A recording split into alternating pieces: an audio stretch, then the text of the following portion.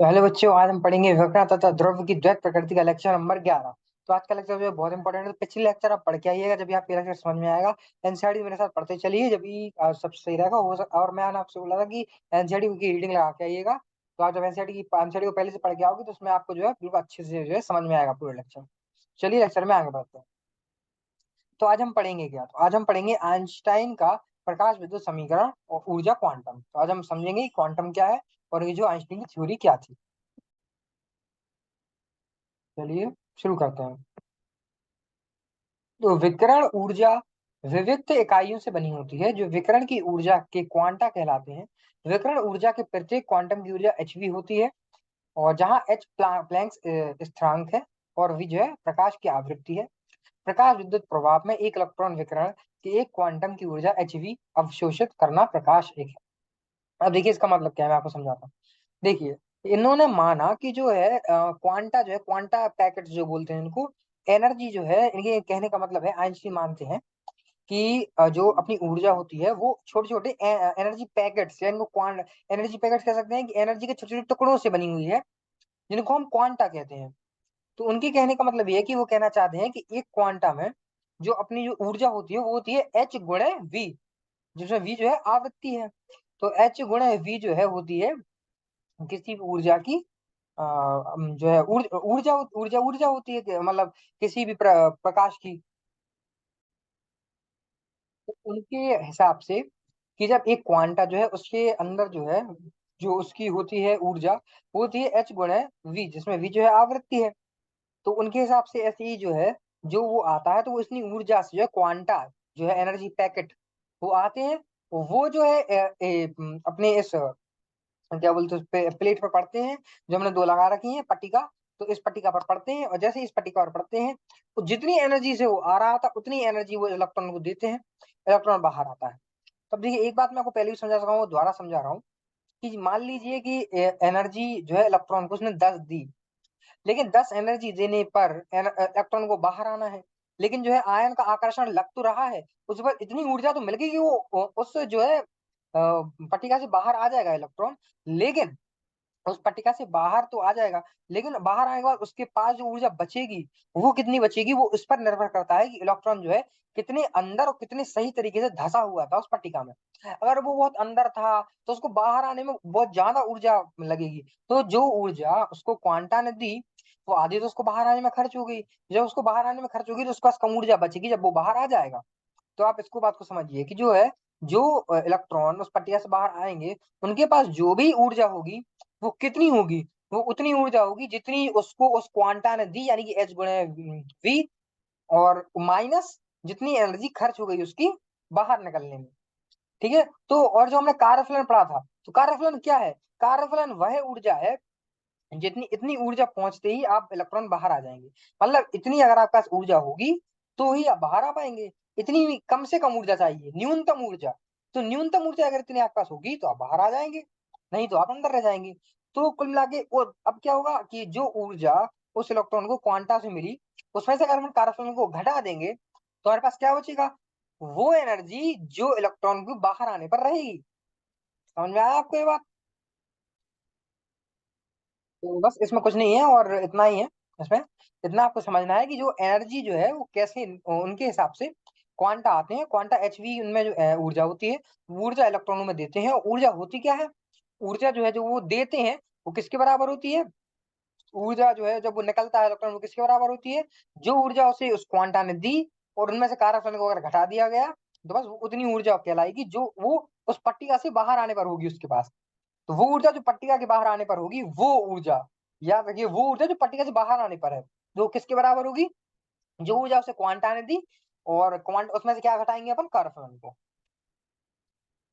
तो चलिए, यदि ऊर्जा का यह अवशोषित क्वांटम इलेक्ट्रॉन के लिए धातु की सतह से बाहर निकल आने के लिए निम्नतम आवश्यक ऊर्जा से अधिक होती है, जिसको हम कार्यफलन भी कहते हैं।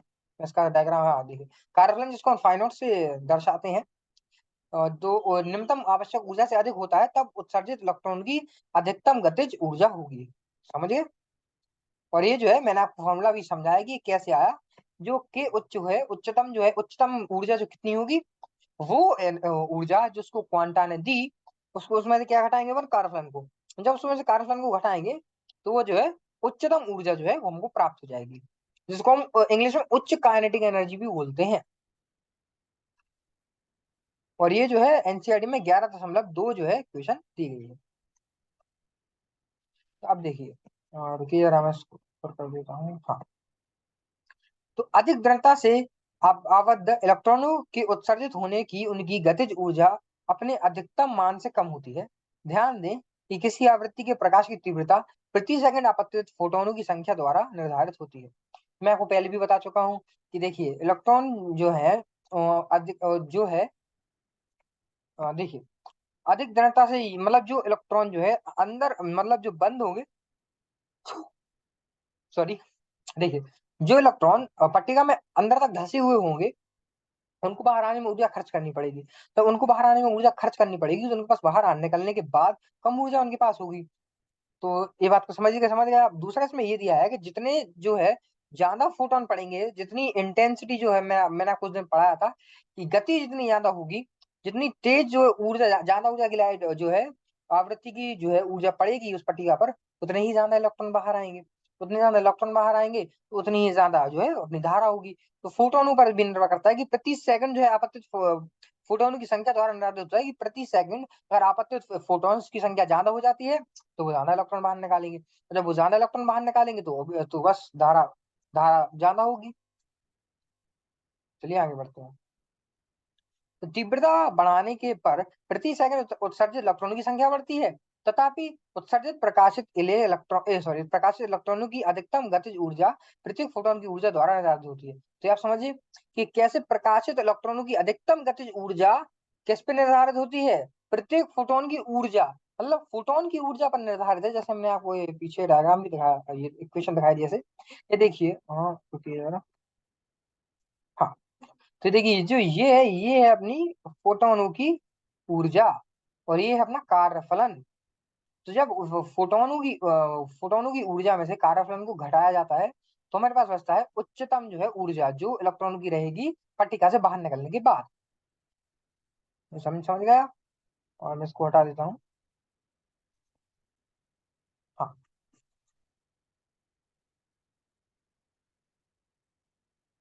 चलिए। तो समीकरण 11.2 को आइंस्टाइन का प्रकाश विद्युत समीकरण कहते हैं। तो ये मैं आपको डायग्राम एक बार दिखा देता हूँ। चलिए वो डायग्राम मैं आपको क्लास में दिखा दूंगा। अब हम यह देख सकते हैं कि किसी प्रकार यह समीकरण अनुभाग 11.4.3 में दिए गए प्रकाश विद्युत प्रभाव से संबंधित सभी प्रेक्षणों को एक सरल एवं परिष्कृत ढंग से प्रस्तुत करता है। मतलब हमने जितने भी जो है हमने समीकरण पढ़े 11.4.3 और उसके पहले भी, सबको यह अच्छी तरीके से प्रस्तुत करता है और हर चीज को जो है बताता है कि कैसे हुई। मतलब वो पिछले वाले जो हमने पढ़ा था समीकरण उस जैसा नहीं है। जैसे उसमें जो है बहुत सी चीजें गलत दी गई थी, लेकिन ऐसे आइंस्टाइन ने जो समीकरण दिया उसमें कोई चीज गलत नहीं है। उसमें सबको सही है और सही तरीके से उसको प्रस्तुत भी किया गया है। हर चीज का उनके पास एक कारण है और हर चीज को उन्होंने अच्छे से प्रस्तुत किया है। तो यहाँ पे मैंने आइंस्टाइन की आपको फोटो लगा दी है। आप चलो इनको पढ़ते हैं। समीकरण 11.2 के अनुसार प्रेक्षण के अनुरूप के उच्च यानी उच्चतम ऊर्जा आवृत्ति v पर रेखित निर्भर करती है और विकिरण की तीव्रता पर निर्भर करती है। जो हम पहले भी पढ़ चुके हैं, पहले भी मतलब ये नहीं पढ़ा है, हमने पढ़ा था कि कैसे जो है आवृत्ति बढ़ाने पर धारा बढ़ी थी। तो इसमें जो है के उच्च जो है वो आवृत्ति पर रेखित कैसे निर्भर करता है, वो ऐसे निर्भर करता है। ये देखिए, जैसे ये एक जो हमने जे वाली इक्वेशन है, इसमें आप खुद देखिए जो के है वो जो डायरेक्टली प्रोपोर्शन है आवृत्ति के। हमने बताया ना जब के जो है जैसे के है या फिर रुकिए जरा।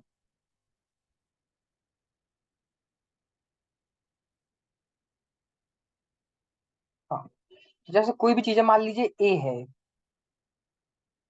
हाँ, और रुकिए जरा, तो इसको लिखना मुश्किल हो रहा है, चलिए मैं आपको ऐसे समझा देता हूँ। मान लीजिए कोई ए एक कोई चीज है, इसको जो है वो बिल्कुल रेखित एक दूसरे पे डिपेंड कर रहा है। मतलब ये बढ़ेगा तो ये बढ़ेगा, ये ऐसा एक दूसरे पर निर्भर कर रहे हैं कि अगर इसको बढ़ाते हैं तो ये वाली चीज बढ़ती है। तो इक्वेशन में वो एक दूसरे के सामने लिखे होते हैं। जो एक बराबर का निशान बना होता है वो एक दूसरे के सामने लिखे होते हैं। लेकिन अगर वो एक दूसरे के मतलब उल्टे प्रभावित होते हैं कि एक को बढ़ाया तो दूसरा घट रहा है, इसको बढ़ाया तो दूसरा घट रहा है, तो मतलब एक दूसरे से उल्टा जो है ये लोग एक दूसरे पर निर्भर करते हैं। तो हमेशा वो इक्वेशन में एक अगर बराबर के मतलब बराबर के निशान की एक तरह अगर ऊपर आता है, तो दूसरे बराबर के निशान पे वो नीचे आएगा। मतलब नीचे अगर ये v आ जाता, मान लीजिए नीचे आ जाता, तो ये उल्टा जो है प्रभाव दिखाता। लेकिन अगर ये इक्वेशन में सीधा है, तो ये वैसे आपने मैथमेटिक्स में पढ़ा होगा कि कैसे जो है, अब ये एक बराबर के निशान के दोनों ऊपर है, तो एक दूसरे पे रेखीकृत जो है, जो है एक दूसरे पर वो है डिपेंडेंट है, एक दूसरे पर रेखीकृत निर्भर है। चलिए, ऐसा इसलिए हुआ क्योंकि आइंस्टाइन के चित्रण में प्रकाश विद्युत प्रभाव एकल इलेक्ट्रॉन द्वारा विकिरण के एकल क्वांटम के अवशोषण से उत्पन्न होता है। विकिरण की तीव्रता जो ऊर्जा क्वांटमों की संख्या प्रति इकाई क्षेत्रफल प्रति इकाई समय के अनुक्रमानुपाती है, इस मूल प्रक्रिया के लिए असंगत। समझ में आया?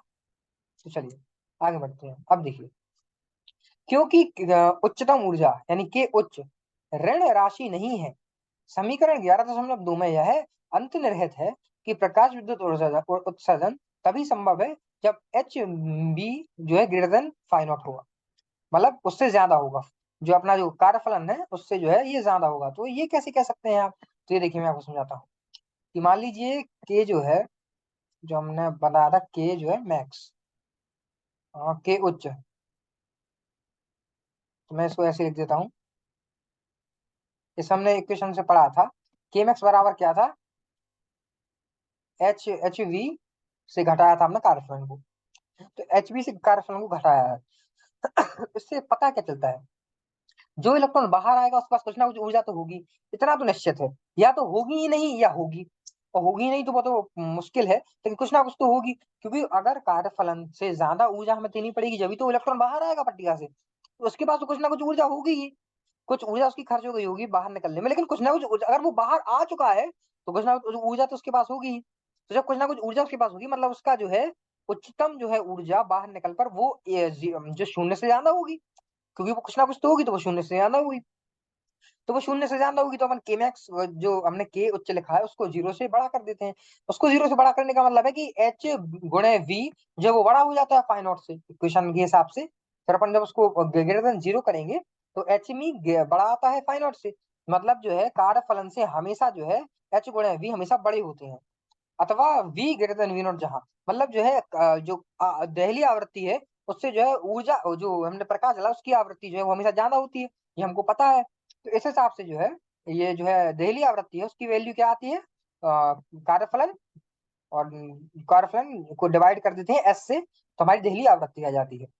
समझ में आया आपको? तो समीकरण 11.3 के अनुसार कार्यफलन फाइ नॉट के अधिक मान के लिए प्रकाशीय इलेक्ट्रॉन उत्सर्जित करने के लिए आवश्यक न्यूनतम अथवा देली आवृत्ति वी नॉट का मान अधिक होगा। इस प्रकार एक देली आवृत्ति वी नॉट को बराबर होता है phi naught divided by H अस्तित्व में होती है, जिससे कम आवृत्ति पर कोई प्रकाश विद्युत उत्सर्जन संभव नहीं है। चाहे विकिरण की तीव्रता कुछ भी हो, क्यों ना हो, तीव्रता तीव्रता कुछ भी ना कुछ भी क्यों ना हो, अथवा वह पृष्ठ पर कितनी भी देर क्यों ना पड़े।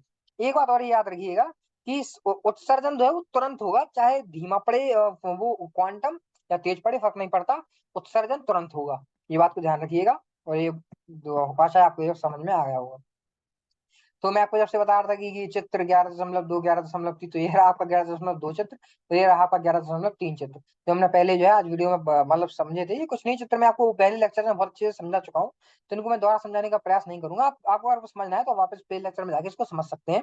ये तो आज आज की स्लाइड में जो है इनका मतलब इसको मैंने डाला था, इनकी जरूरत थी इनको दिखाने की, तो मैंने आपको एंड में जो है डाल दिया, जिससे कि आपको समझ में आ जाए। चलिए, इस चित्रण में विकिरण की तीव्रता जैसा ऊपर परिलक्षित है, ऊर्जा क्वांटा की संख्या प्रति इकाई क्षेत्रफल प्रति इकाई समय के अनुक्रमानुपाती होती है। समझिए, ये मैं आपको पहले ही बता चुका हूँ। जितनी अधिक संख्या में ऊर्जा क्वांटा उपलब्ध होंगे उतनी ही अधिक संख्या में इलेक्ट्रॉन ऊर्जा क्वांटा का अपशोषण करेंगे, इसलिए v greater than V naught के लिए धातु से बाहर आने वाले इलेक्ट्रॉनों की संख्या उतनी ही अधिक होगी। कहने का मतलब है जितनी अधिक संख्या में ऊर्जा क्वांटा उपलब्ध होंगे, जितने ज्यादा क्वांटा आएंगे उतने ज्यादा इलेक्ट्रॉन बाहर आएंगे, और जितने ज्यादा इलेक्ट्रॉन बाहर आएंगे उतनी ज्यादा धारा होगी। क्यों? क्योंकि धारा है क्या, मैं आपको 100 बार बता चुका हूँ, कितनी ही बार बता चुका हूँ, धारा क्या है, इलेक्ट्रॉन की चालकता ही धारा है। जितनी तेज इलेक्ट्रॉन चलेगा उतनी ही उसकी जो है धारा होगी। तो क्वांटा जितने ज्यादा होंगे इलेक्ट्रॉन भी उतने ज्यादा निकलेंगे और धारा उतनी ज्यादा होगी। और इलेक्ट्रॉन, और ये कंडीशन जो है इसको मतलब होनी चाहिए कि दहली आवृत्ति से जो है ऊर्जा की आवृत्ति ज्यादा होनी चाहिए, प्रकाश की आवृत्ति दहली आवृत्ति से ज्यादा होगी तभी इलेक्ट्रॉन बाहर आएगा। उसके पास कुछ ना कुछ ऊर्जा जरूर होगी जिसको के मैक्स बुलाते हैं। पट्टिका से बाहर निकल बाद उसको कुछ ना कुछ ऊर्जा उसके पास होगी। इससे यह स्पष्ट होता है कि क्यों V greater then V not के लिए प्रकाश विद्युत धारा तीव्रता से अनुक्रमानुपाती होती है। समझ गए? तो आज हमने क्या पढ़ा?